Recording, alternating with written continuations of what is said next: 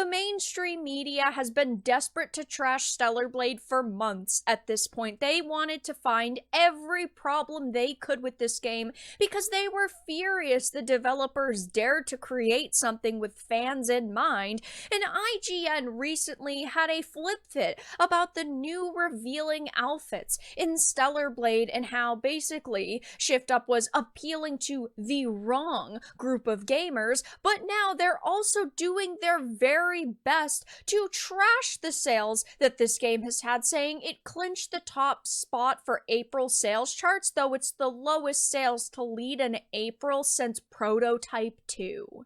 I have a few different things to show off, but before we get into the topic, if you enjoy the content I create, check out the links in the description, follow me on social media, and consider supporting through Patreon or through YouTube memberships. Now, of course, the mainstream media is extremely biased, and they have not been fairly reporting on Stellar Blade even before release, with all of the censorship discussions and, of course, us being worried about Sony, and our worries ended up being true, and now they're trying to find some way to spin the extremely positive sales for this game as if it's kind of a failure. They recently put out this article that they are, of course, getting absolutely annihilated over on social media. They said Stellar Blade tops April charts, but it's the lowest sales to lead in April since Prototype 2. Stellar Blade, the third-person action game developed by Shift Up, was the best-selling video game in the US in April 2024, and there are several markets that this game has done fantastically in. It was number one on the sales charts for weeks and in the top 3 in a lot of areas.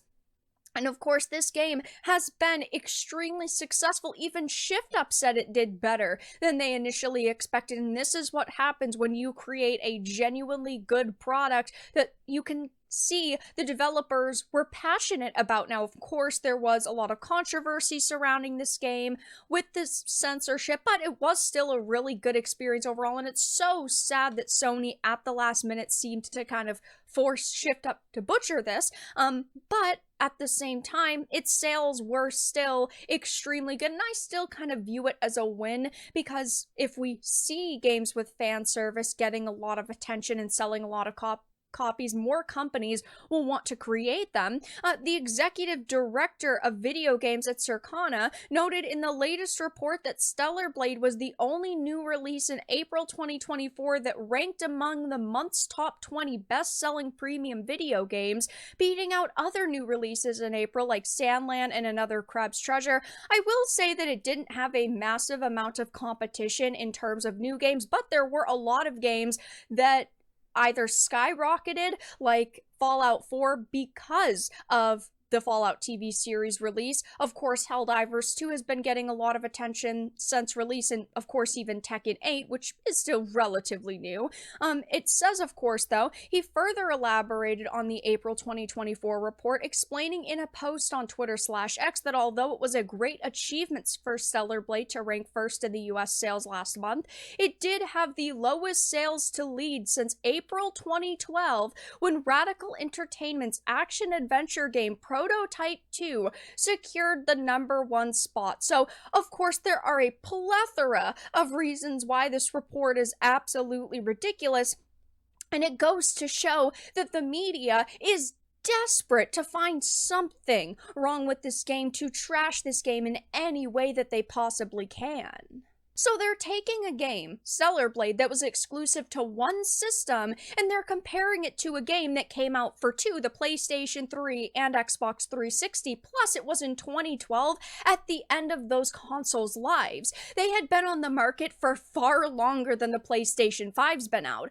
The PlayStation 3 was 6.5 years old, and the 367, so the install base for those consoles was significantly larger because of the longer amount of time they were on the market. market. So if you factor in all of these data points, Stellar Blade blew away Prototype 2 in release sales. But I will say this, exclusivity does hurt games. I say this all of the time and I will continue to do so. Stellar Blade would have sold a lot more copies, even if it was just on Xbox, and if it came to PC at release, it would have sold like gangbusters, because people who didn't support it due to censorship might have bought the game and patched out the alterations, and the controversy might have never happened because Sony wouldn't be over Shift Up's shoulder telling them to censor it. I mean, clearly, when you read this information that they're putting out, they're trying to dig to find something bad to say about this game. Oh yeah, we went back through over a decade worth of sales numbers to compare this, when they typically don't. I almost never hear about game sales numbers a decade ago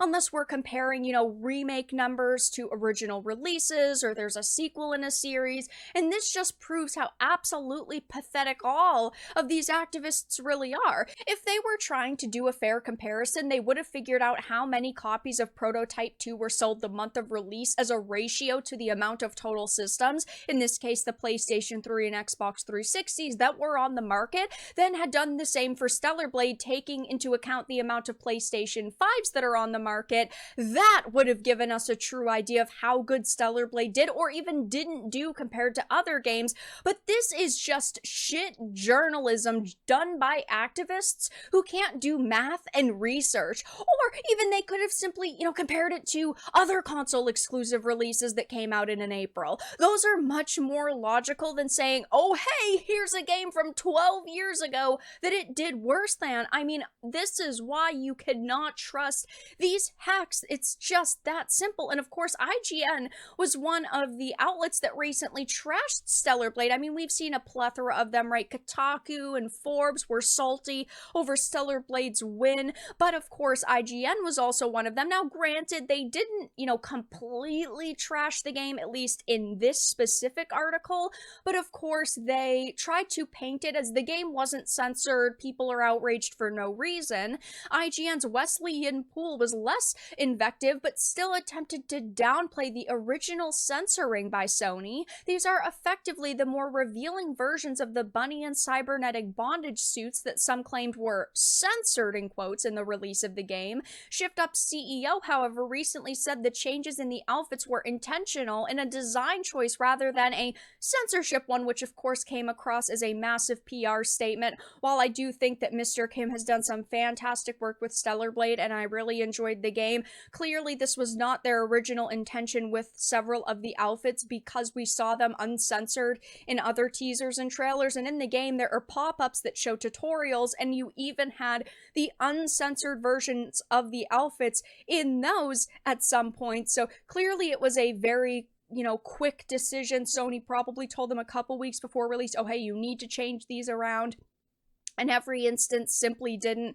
It seemed very rushed. And of course, then we had the, hard R controversy, and them ultimately censoring that out of the game because journos were angry. They've been trying to find anything they can to attack this game. And again, this is why you should not trust journos. Not fair reporting. They've got a bias. They do not deserve your clicks and your trust. And clearly a lot of people agree. I mean, I put up a tweet saying this and it's got 1,000 likes. Tons of people are saying things like, even Mark Kern, they can't let them have any wins. This is extremely true. Oh, they are seething that this is happening. Prototype 2, that game from 2012, I liked Prototype, don't get me wrong, but it is nothing compared to Stellar Blade. X to Doubt, it's more of a tell of how bad the video games industry is doing in general than it is their perceived flex on Stellar Blade. I mean, it is true.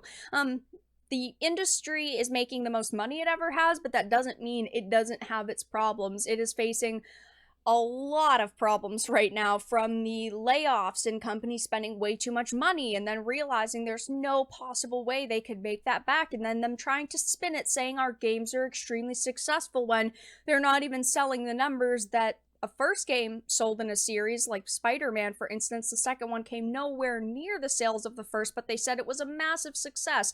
Press X to doubt, and so it will be interesting to continue to see journos melt down over Stellar Blade, but it has done very, very well. It clinched the top spot of the April sales charts, and I do think that a lot of people would be excited over a sequel or DLC, and I just hope that Shift Up tries to listen to us when it comes to that content.